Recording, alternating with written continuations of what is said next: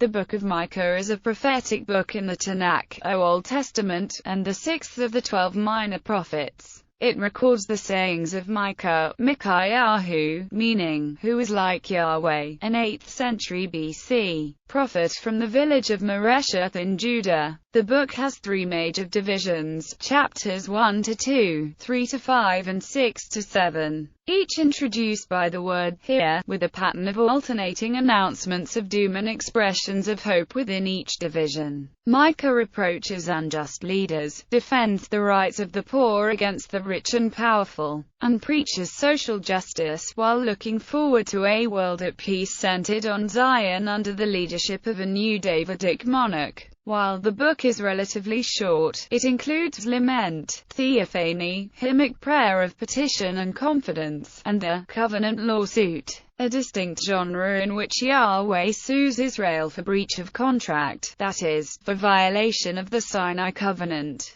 Content. Structure. At the broadest level, Micah can be divided into 3 roughly equal parts: judgment against the nations and their leaders, restoration of Zion, God's lawsuit against Israel, and expression of hope. Within this broad 3-part structure are a series of alternating oracles of judgment and promises of restoration. 1.1 Superscription 1.2-2.11 Oracles of Judgment, 2.12-13 Oracles of Restoration, 3.1-12 Oracles of Judgment, 4.1-5.15 Oracles of Restoration, 6.1-7.6 Oracles of Judgment, 7.7-20 Oracles of Restoration. Chapter Summaries. Chapter 1. Micah speaks of doom for Samaria and Judah. Chapter 2. Micah challenges the wicked and prophesies the gathering of the people. Chapter 3. Micah likens the leaders of Israel to cannibals, rebukes them for their corruption, and announces the end of prophecy. Chapter 4. The people and monarchy will return to Jerusalem, and the nations will gather there for prosperity and peace. Jerusalem's inhabitants will suffer in Babylon but will return victorious. Chapter 5. Yahweh will raise up a leader from Bethlehem to bring in the exiles. Assyria will be conquered, the exiles will be strong and powerful, and Yahweh will punish the disobedient nations. Chapter 6. Yahweh convicts the people of disobedience, describes the punishments he has already brought, and vows to bring more in the future. Micah teaches the people to focus on the deeds, not their offerings. Chapter 7. Micah laments the corrupt society around him, places his trust in Yahweh, and asks that Israel be restored and her enemies punished. This section incorporates text from the Daily Chapter, a blog about the Hebrew Bible. Subsections. The heading. As is typical of prophetic books, an anonymous editor has supplied the name of the prophet, an indication of his time of activity, and an identification of his speech as the word of Yahweh, a generic term carrying a claim to prophetic legitimacy and authority. Samaria and Jerusalem are given prominence as the foci of the prophet's attention. Judgment against Samaria. Drawing upon ancient traditions for depicting a theophany, the prophet depicts the coming of Yahweh to punish the city, whose sins are idolatry and the abuse of the poor. Warnings to the cities of Judah. Samaria has fallen, Judah is next. Micah describes the destruction of the lesser towns of Judah. For these passages of doom on the various cities, the device paronomasia is used. Paronomasia is a literary device which plays on the sound of each word for literary effect. For example, the inhabitants of Bethlehem are told to roll yourselves in the dust. 1:14. Though most of the paronomasia is lost in translation, it is the equivalent of Ashdod shall be but ashes, where the fate of the city matches its name. Misuse of power. Denounced. Denounces those who appropriate the land and houses of others. The context may be simply the amassing wealth for its own sake, or could be connected with the militarization of the region for the expected Assyrian attack. Threats against the prophet. The prophet is warned not to prophesy. He answers that the rulers are harming God's people, and want to listen only to those who advocate the virtues of wine. A later promise. These verses assume that judgment has already fallen and Israel is already scattered abroad.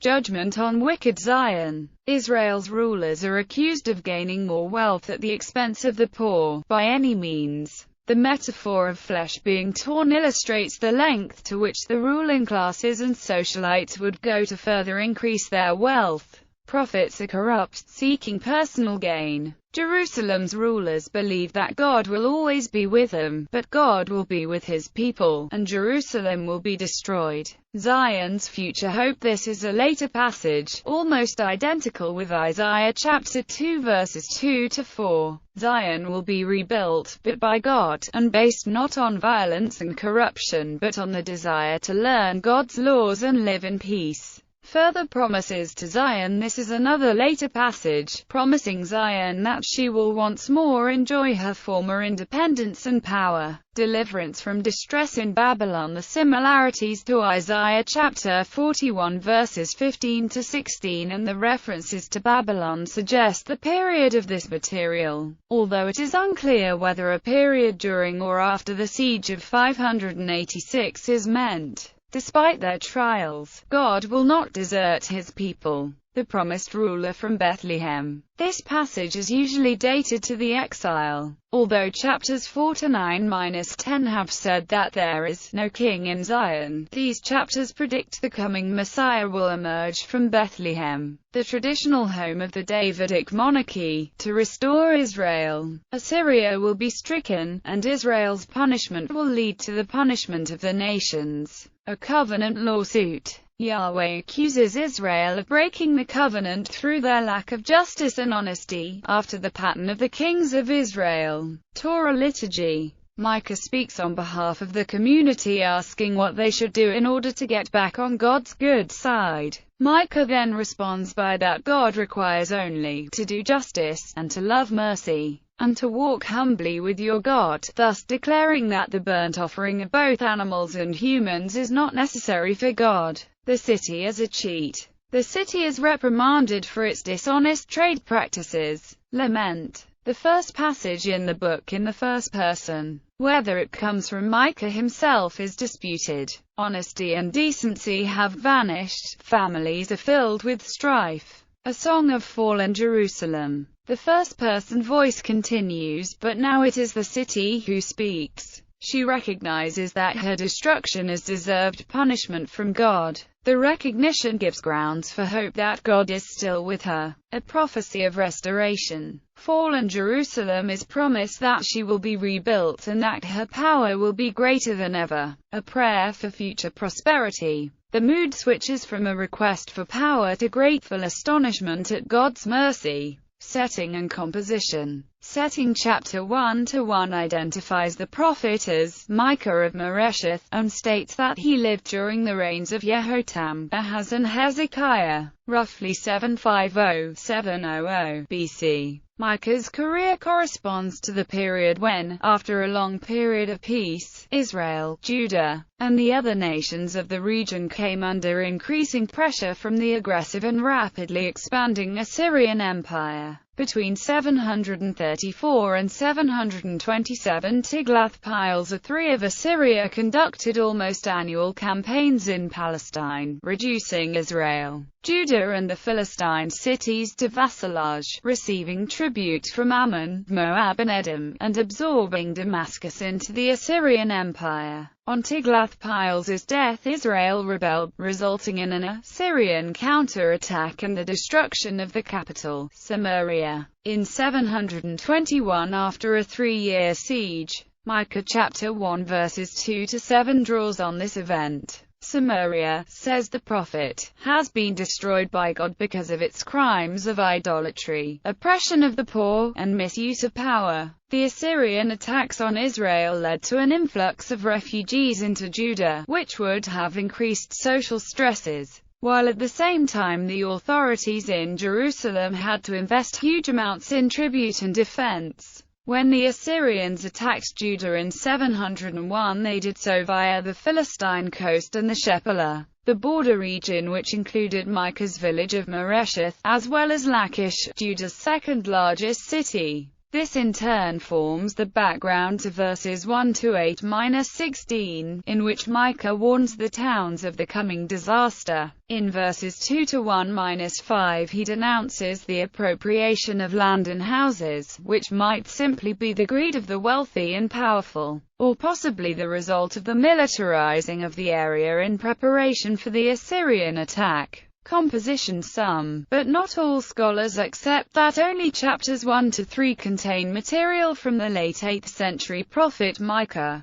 The latest material comes from the post-exilic period after the temple was rebuilt in 515 BC, so that the early 5th century BC seems to be the period when the book was completed. The first stage was the collection and arrangement of some spoken sayings of the historical Micah, in which the prophet attacks those who build estates through oppression and depicts the Assyrian invasion of Judah as Yahweh's punishment on the kingdom's corrupt rulers, including a prophecy that the temple will be destroyed. The prophecy was not fulfilled in Micah's time, but 100 years later when Judah was facing a similar crisis with Babylon, and Micah's prophecies were reworked and expanded to reflect the new situation. Still later, after Jerusalem did fall to the Babylonians, the book was revised and expanded further to reflect the circumstances of the late exilic and post-exilic community. Themes. Micah addresses the future of Judah, Israel after the Babylonian exile. Like Isaiah, the book has a vision of the punishment of Israel and creation of a remnant, followed by world peace centered on Zion under the leadership of a new Davidic monarch. The people should do justice, turn to Yahweh, and await the end of their punishment.